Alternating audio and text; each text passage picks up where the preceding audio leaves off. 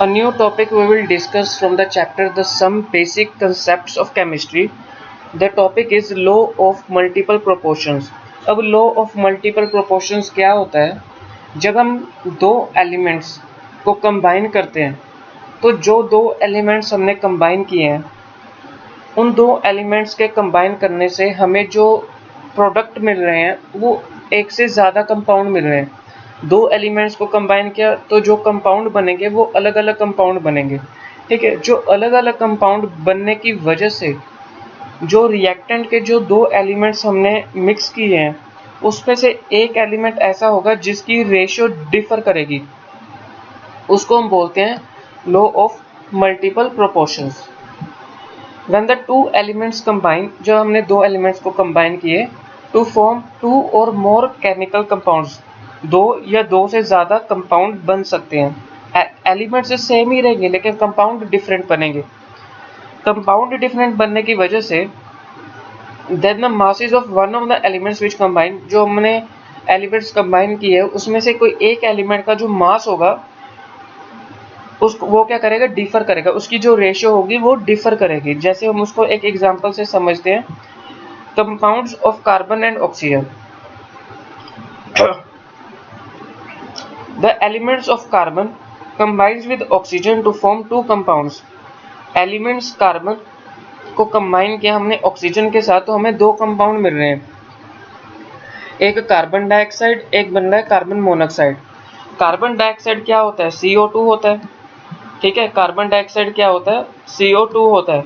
तो आप देखो कार्बन का मास कितना है? 12 पार्ट्स, और ऑक्सीजन का क्या हो जाएगा? 2 × 16 32। अब कार्बन को और ऑक्सीजन को कंबाइन करेंगे तो एक और कंपाउंड बनता है, वो बनता है कार्बन मोनोऑक्साइड। यहाँ पे आप देखेंगे तो कार्बन के कितने कार्बन का मास कितना आ रहा है? 12 पार्ट्स, और ऑक्सीजन का कितना आ रहा है? 16 पार्ट्स। तो रेशियो क्या आ रही है? ऑक्सीजन। अब देखो ऑक्सीजन जो है डिफर कर रहा है, कार्बन को ऑक्सीजन के साथ कंबाइन किया तो दो डिफरेंट कंपाउंड्स बन रहे हैं। तो ऑक्सीजन का जो मास है वो डिफर कर रहा है, ऑक्सीजन एक वन ऑफ द एलिमेंट है जो डिफर कर रहा है। यहाँ पे 32 है और यहाँ पे 16 है, तो इसकी रेशियो क्या आ जाएगी? 16:32। और इनकी जो मासेस होगी ऑक्सीजन की वो डिफर करेगी बाय 1:2। उसी तरह से हम नेक्स्ट एग्जांपल भी समझ लेते हैं।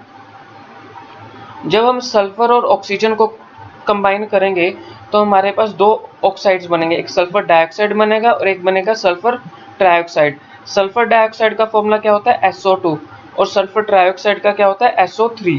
जब सल्फर डाइऑक्साइड आप बनाओगे तो सल्फर के कितने मास होंगे? Parts, 32 parts of mass. उसको कंबाइन कर रहा है ऑक्सीजन, मतलब सल्फर डाइऑक्साइड है O2, O2 क्या हो जाएगा? 32 parts bye mass of oxygen. पर जब हम सल्फर ट्राइऑक्साइड की बात करेंगे तो सल्फर का कितना मास आ गया? 32 parts bye mass of sulphur.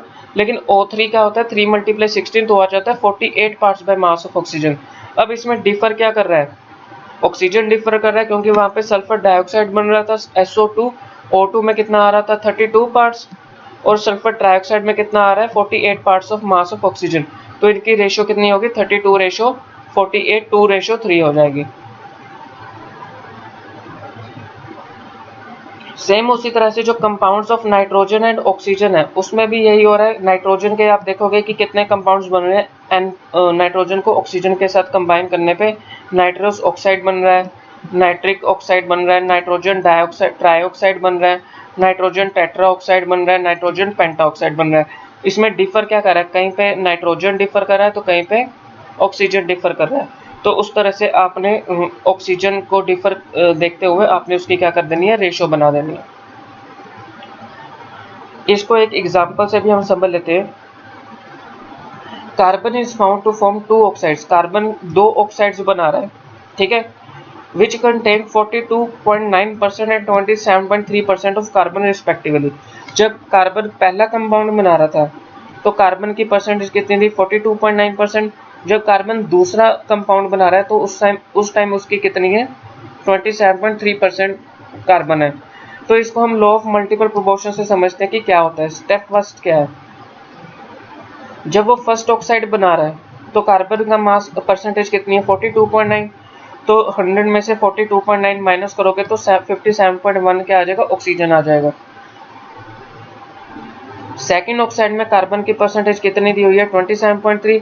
जब आप इसको 100 में से माइनस करोगे तो ऑक्सीजन की परसेंटेज कितनी आ जाएगी, 72.7%।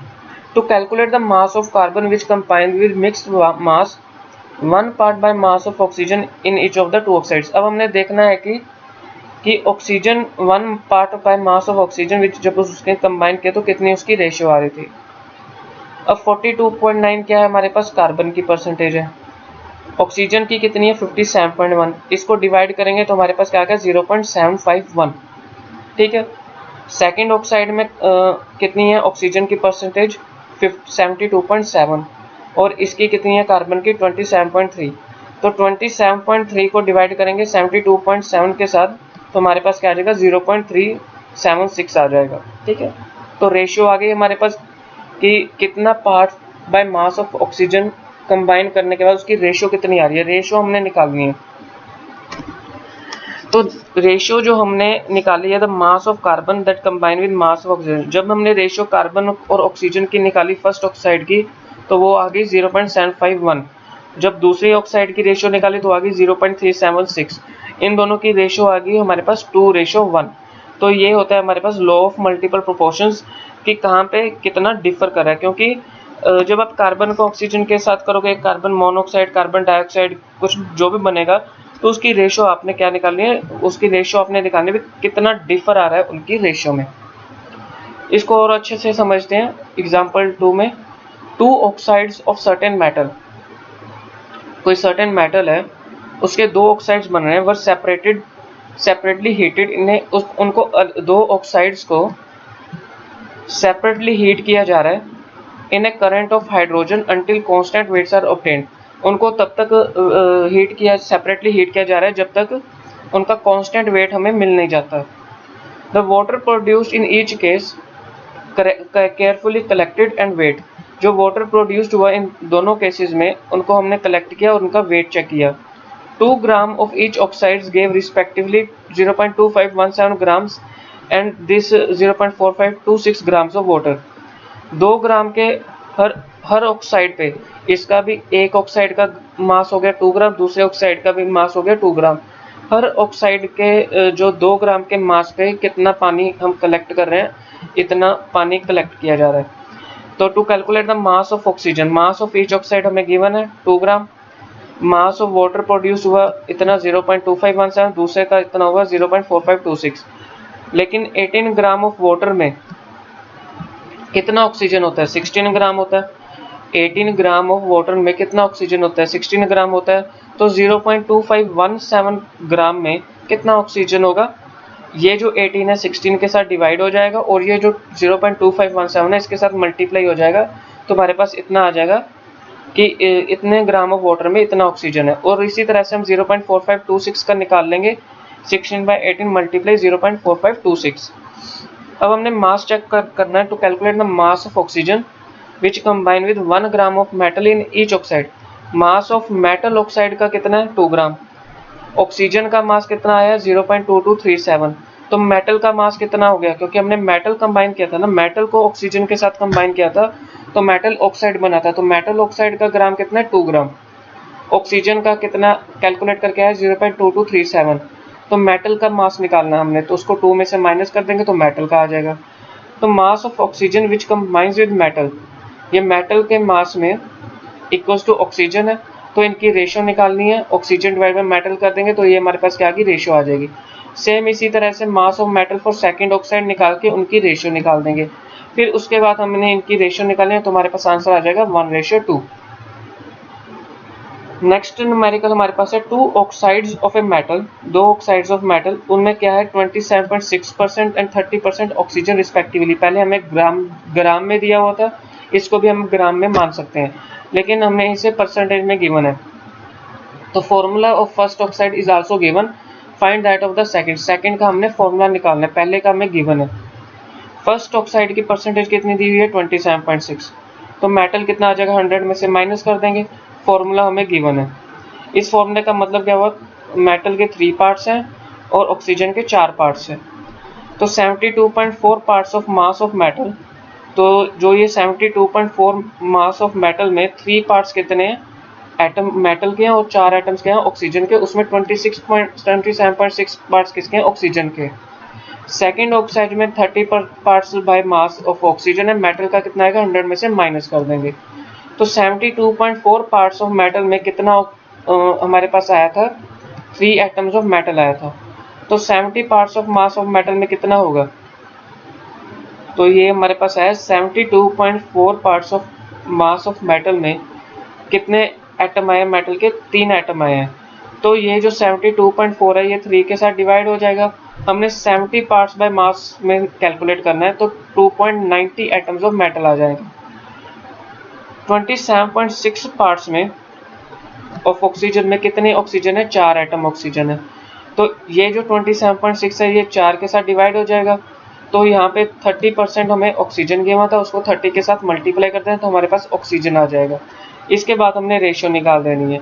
रेशियो कैसे निकालेंगे, ये 2.90 रेशियो 4.35, तो रेशियो हमारे पास जो सेकंड फॉर्मूला आ जाएगा 1, इसको कटिंग करके जो भी आपके पास आएगा 1:1.5 आ जाएगा। तो ये हमने होल नंबर की रेशियो में लेना है 2:3, ठीक है। इसको होल नंबर की रेशियो में लेना है 1:1.5 को, तो इसका आ जाएगा M2O3 सेकंड फॉर्मूला आ जाएगा।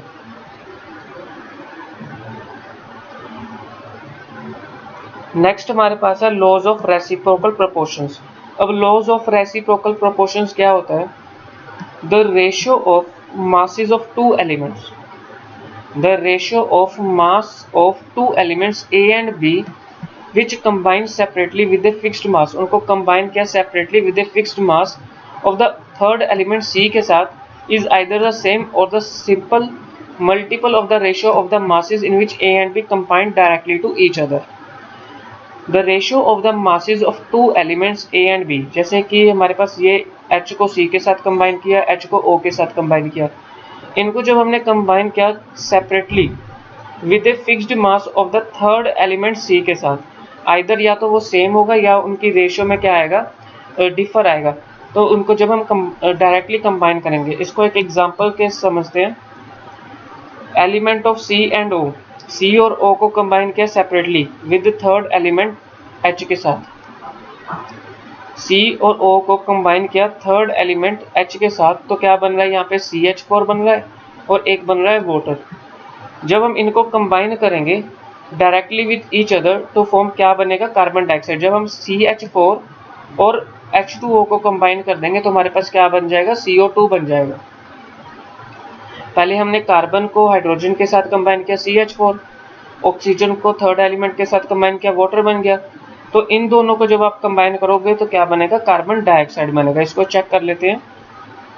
CH4 में क्या है, 12 पार्ट्स क्या है, मास ऑफ कार्बन, और 4 × 4 पार्ट्स क्या है, हाइड्रोजन के।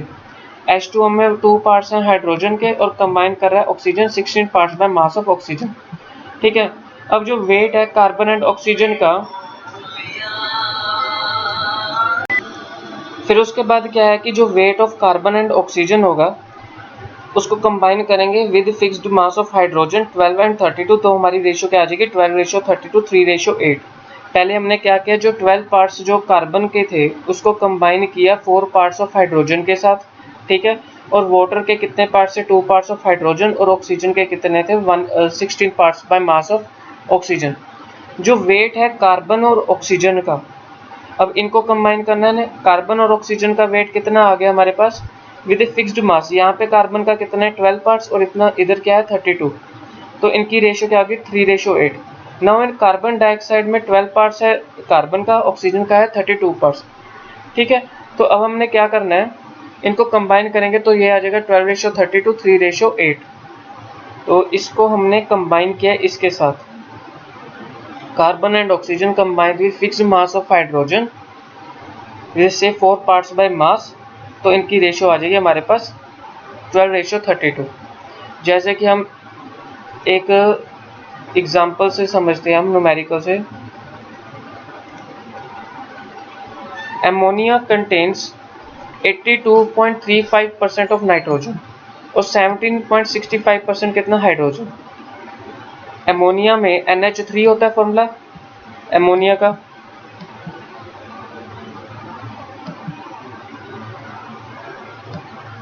अमोनिया का होता है हमारे पास NH3। तो अमोनिया में नाइट्रोजन का मास दिया हुआ है 82.35% और हाइड्रोजन का दिया हुआ है 17.65%। और जो वाटर होता है उसमें कितना मास दिया हुआ है ऑक्सीजन का 88.90% और हाइड्रोजन दिया हुआ है 11.10%। नाइट्रोजन ट्राइऑक्साइड में 3.15% ऑक्सीजन है और 36.85% नाइट्रोजन है। इसको रेसिप्रोकल प्रोपोर्शन में बताना है हमने। जब हम यहाँ पे नाइट्रोजन को हाइड्रोजन के साथ कंबाइन कर रहे हैं तो अमोनिया बन रहा है, इसको करेंगे कंबाइन तो वाटर, और इसको बने नाइट्रोजन ट्राइऑक्साइड। सबका मास और परसेंटेज गिवन है हमारे पास। हमने चेक करना है कि ये जो दो एलिमेंट्स जब हम कंबाइन करेंगे तो क्या नाइट्रोजन ट्राइऑक्साइड का क्या रेशो बनता है। NH3 में 17.65 ग्राम हाइड्रोजन है और नाइट्रोजन का मास गिवन है। 1 gram of hydrogen with nitrogen में कितना आएगा, जब हम इसको इसके साथ डिवाइड कर देंगे तो 4.67 ग्राम आ जाएगा। तो रेशो कितनी आ गई इसकी, 4.67 ग्राम कितना आ गया इसका, जो NH3 का आ गया, रेशो आ गई इसकी। वाटर में हमें 11.10 ग्राम हाइड्रोजन कंबाइन है इसके साथ, तो इसकी रेशो निकालेंगे तो 8.01 ग्राम आ गया इसकी रेशो, और हमने निकालनी है इसकी रेशो। इन दोनों की रेशो जब हम निकालेंगे तो हमारे पास आ गया 1:1.72। N2O3 की रेशो निकालो आप। जब आप N2O3 की रेशो निकालोगे तो आपके पास आ जाएगा सेम रेशो। अगर सेम रेशो आती है तो क्या है, laws of reciprocal proportions. Same है, यही जो है पिछली एग्जांपल्स में है। जब आप इनका मास और इनका मास की रेशो निकालोगे, इन दोनों की रेशो इसकी रेशो के साथ क्या आएगी, सेम आएगी। तो इसको हम बोलते हैं लॉज ऑफ रेसिप्रोकल प्रोपोर्शंस।